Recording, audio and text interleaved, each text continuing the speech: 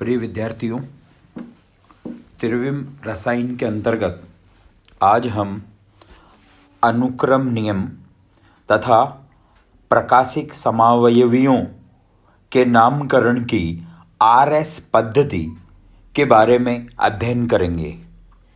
सर्वप्रथम अनुक्रम नियम। अनुक्रम नियमों के आधार पर परमाणुओं या परमाणुओं के समूह का वरीयता क्रम निर्धारित किया जाता है।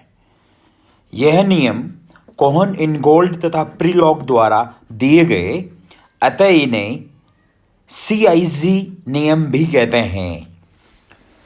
इन नियमों के अनुसार पहला, सर्वप्रथम संबंधित कार्बन परमाणु से सीधे जुड़े हुए परमाणुओं की घटती हुई परमाणु संख्या के आधार पर क्रमबद्ध करते हैं। जैसे इस उदाहरण में कार्बन से 4 समूह जुड़े हैं, क्लोरीन, क्लोरो, हाइड्रोजन, आयोडीन और ब्रोमो।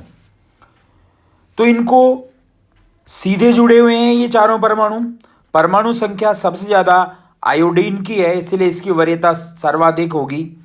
फिर परमाणु संख्या ब्रोमीन की है, इसलिए इसकी आयोडीन से कम होगी। फिर क्लोरीन की वरीयता होगी और परमाणु संख्या सबसे कम हाइड्रोजन की है, इसलिए इसकी वरीयता सबसे कम होगी। दूसरा नियम है, यदि कार्बन से 2 समान परमाणु जुड़े हों तो वरीयता उस परमाणु को मिलेगी जो अधिक परमाणु संख्या वाले परमाणु से जुड़ा हो। जैसे इस उदाहरण में असममित कार्बन से चारों अलग अलग परमाणु या समूह जुड़े हैं, लेकिन सीधे जुड़े हुए 2 समान परमाणु हैं कार्बन। एक कार्बन पर 3 हाइड्रोजन है, दूसरे कार्बन पर 2 हाइड्रोजन व 1 क्लोरीन परमाणु है, लेकिन सीधे जुड़े हुए क्लोरीन की परमाणु संख्या ज्यादा है, इसलिए सर्वाधिक वरीयता क्लोरीन की होगी। इससे कम CH2Cl की होगी, फिर CH3 की होगी और सबसे कम वरीयता हाइड्रोजन की होगी। तीसरा नियम है, यदि किसी समूह में द्विबंध या त्रिबंध हो तो उसे 2 या 3 परमाणुओं से जुड़ा मानते हैं। जैसे इस उदाहरण में C डबल बॉन्ड O का मतलब है कि कार्बन से 2 ऑक्सीजन जुड़े हुए हैं। यदि C ट्रिपल बॉन्ड N है तो इसका मतलब है कार्बन से 3 नाइट्रोजन जुड़े हुए हैं। तो यहां पर असममित कार्बन परमाणु पर जुड़े हुए 4 समूहों का वरीयता क्रम OH का सबसे ज्यादा होगा, फिर CHO का होगा, फिर CH2OH का होगा और फिर अंत में H का होगा।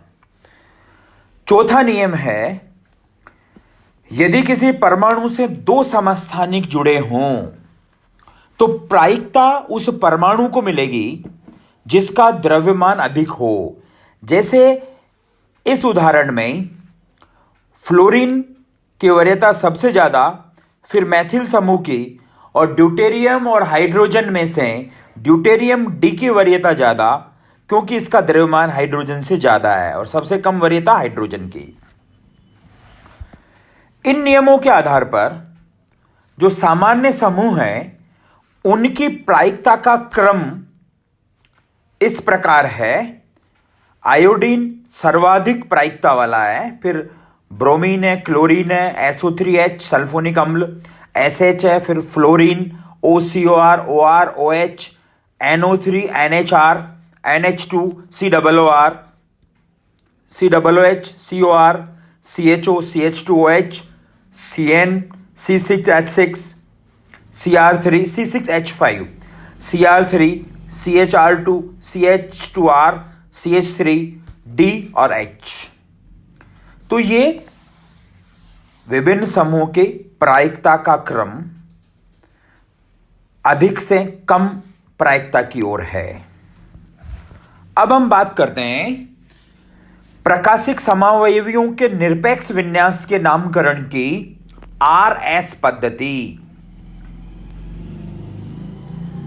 इस पद्धति से ग्लिसरैल्डिहाइड के अतिरिक्त असममित कार्बन परमाणु वाले यौगिकों का नामकरण करते हैं। आर लैटिन शब्द रेक्टस से बना है, जिसका अर्थ होता है राइट अर्थात दायां, जबकि एस लैटिन शब्द सिनिस्टर से बना है, जिसका अर्थ है लेफ्ट अर्थात बायां।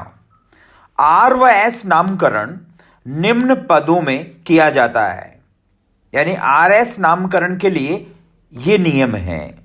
पहला, असममित कार्बन परमाणु से जुड़े चारों परमाणुओं या समूहों का अनुक्रम नियमों के आधार पर घटती हुई वरीयता क्रम में वरीयता निर्धारित करते हैं और घटती वरीयता में उन परमाणु या समूहों पर 1, 2, 3, 4 अंक प्रदान करते हैं। जैसे इस उदाहरण में सबसे ज्यादा वरीयता आयोडीन की तो उसको 1 अंक मिलेगा, उससे कम वरीयता ब्रोमीन की 2 अंक मिलेगा, इससे कम वरीयता क्लोरीन की 3 अंक देंगे इसको, और सबसे कम वरीयता फ्लोरीन की, इसलिए इसको 4 अंक देंगे।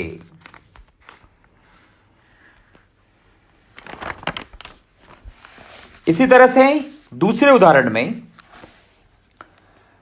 क्लोरीन, मैथिल, ड्यूटेरियम और हाइड्रोजन ये वरीयता क्रम है, इसलिए क्लोरीन को 1, मैथिल को 2, ड्यूटेरियम को 3 और हाइड्रोजन को 4 अंक दिए गए हैं।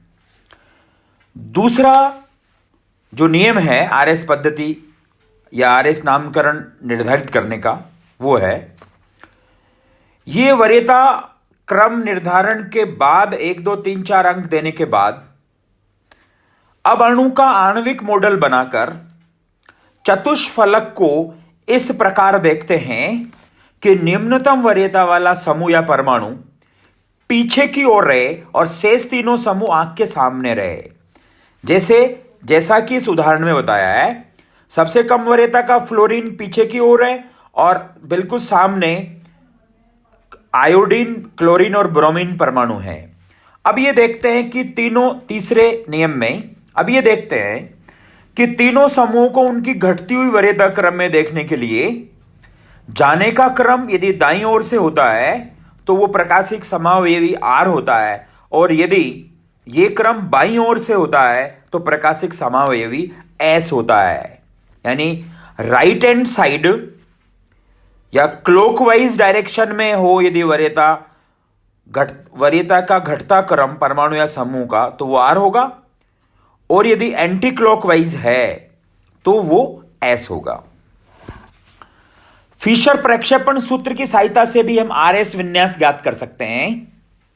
सर्वप्रथम प्रतिस्थापियों का वरीयता क्रम निर्धारित कर लेते हैं तथा वरीयता के अनुसार पहले समूह से दूसरे समूह होते हुए तीसरे समूह तक पहुंचने की दिशा के अनुसार आर अथवा एस विन्यास ज्ञात कर लेते हैं, जो अवास्तविक विन्यास होता है यानी फिक्टिशियस होता है।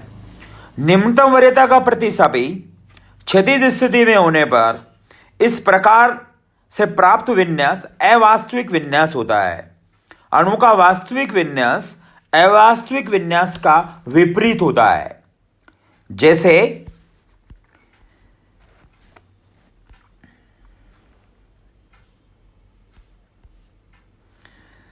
यदि निम्नतम वरीयता का समूह ऊर्ध्वाधर स्थिति में हो तो अवास्तविक विन्यास ही उस अणु का वास्तविक विन्यास होता है। जैसे इन उदाहरणों में, इस ए उदाहरण में अवास्तविक विन्यास एस आया तो इसका वास्तविक विन्यास आर होगा, यानी ये R2 मेथिल 1 ब्यूटेनॉल होगा। इसी तरह से दूसरा बी उदाहरण में अवास्तविक विन्यास एस है। अब चूंकि यहां निम्नतम वरीयता का हाइड्रोजन क्षैतिज स्थिति में है, इसीलिए इसको विपरीत करेंगे, यानी वास्तविक विन्यास आर होगा। तो ये यौगिक R2 क्लोरोब्यूटेन होगा। तीसरे उदाहरण में ये इसका विन्यास R1 क्लोरो 1 ड्यूटीरो एथेन होगा। दो असममित कार्बन परमाणुओं का भी इसी तरह से विन्यास ज्ञात कर लेते हैं। जैसे निम्न उदाहरण में 2s3s या SS23 डाइहाइड्रोक्सी 1,4 ब्यूटेन डाइओइक अम्ल, इस प्रकार से एक समावेवी का विन्यास होगा। इसी तरह से दूसरे उदाहरण में जो विन्यास होगा वो होगा 2R3R23 डाइक्लोरो ब्यूटेनोइक अम्ल। तीसरे उदाहरण में विन्यास होगा 2R3S23 डाइहाइड्रोक्सी 1 पेंटेनोइक अम्ल।